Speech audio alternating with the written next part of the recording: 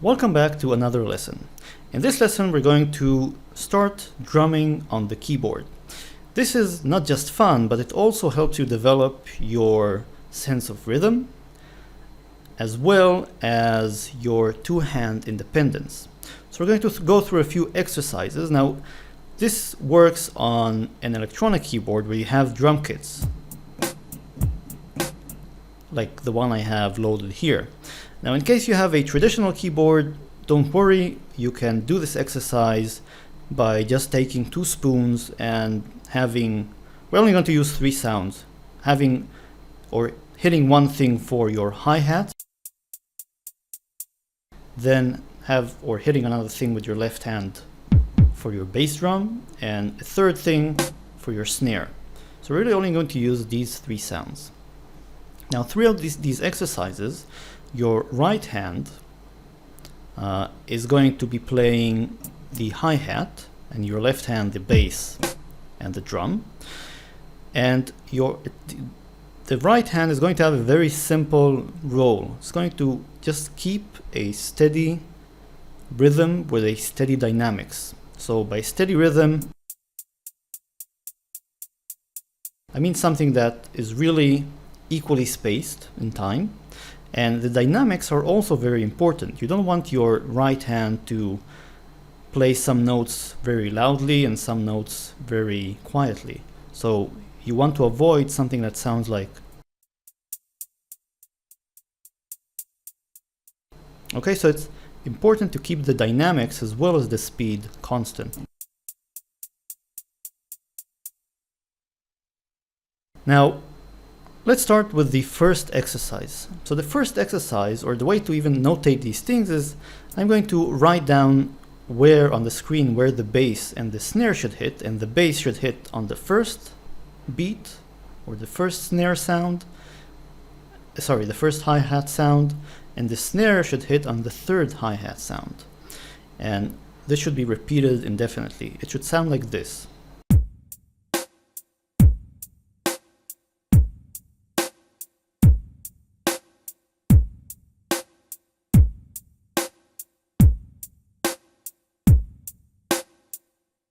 And so forth.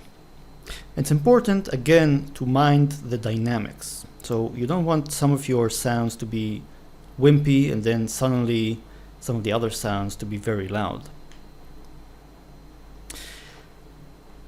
The next step would be to add bass or snare sounds where there are no hi-hat sounds.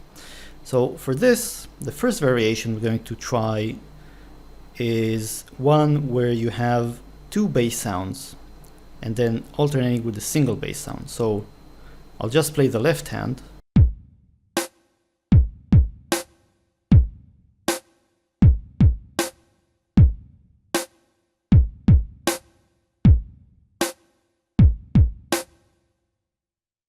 Let's try this with both hands.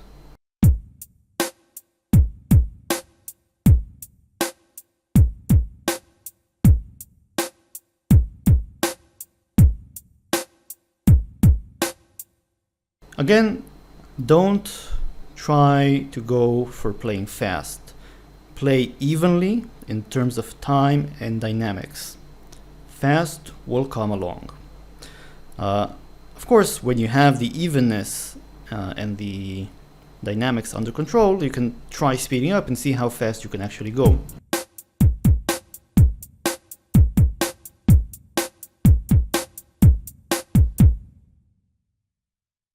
Let's look at another variation. Let's complicate this even further.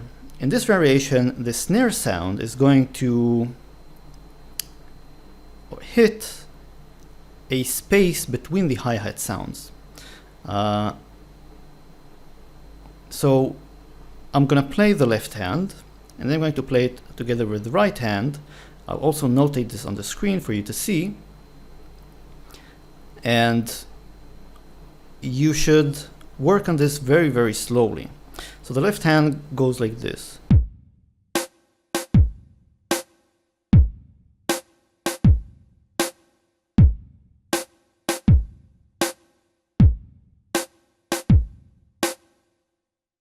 Let me play this with the right hand hi-hat.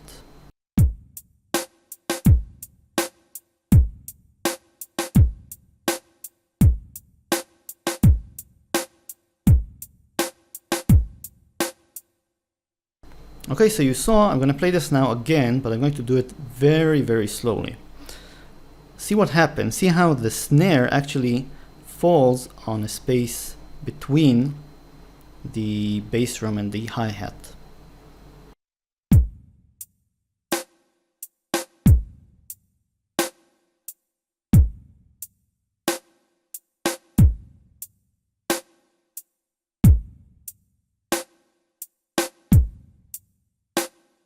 So bass, snare.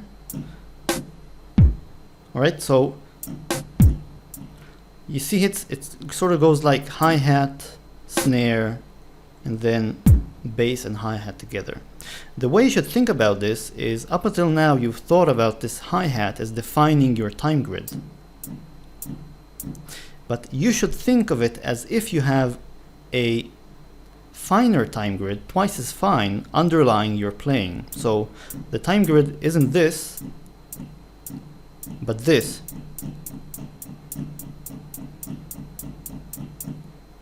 Your hi-hat hits every second point on the time grid. 1, 2, 3, 4, 5, 6, 7, 8. And your snare sort of comes out on the 7th point of the time grid. Let's do a 4th variation for conclusion. Again, I'm going to complicate the left hand, and I'm going to play the left hand first alone, and then I'm going to add the hi-hat to it.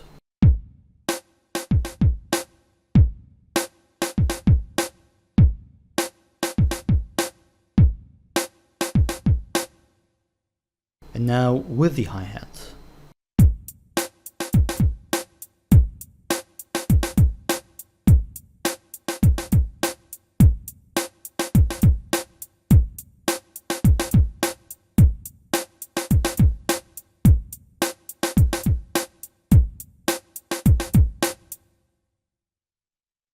I'm going to play them together very, very slowly, and of course you should compare what I'm playing to the notation on the screen.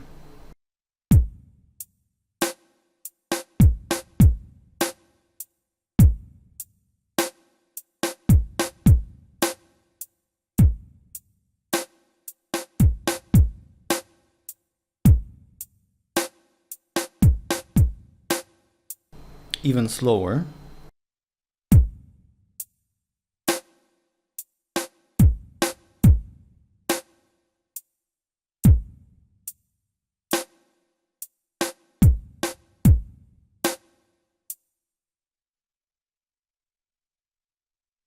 That's it. I hope these little exercises will both challenge you and be a source of fun, but also help you advance your two-hand independence. I hope you've learned something interesting, and I'll see you next time. If you've made it this far, then I'm happy to put in a shameless plug for my sister's online jewelry store. She makes handcrafted jewelry and has an online store in Etsy. I'll put the link in the description of the video. You're welcome to check it out if that's your thing.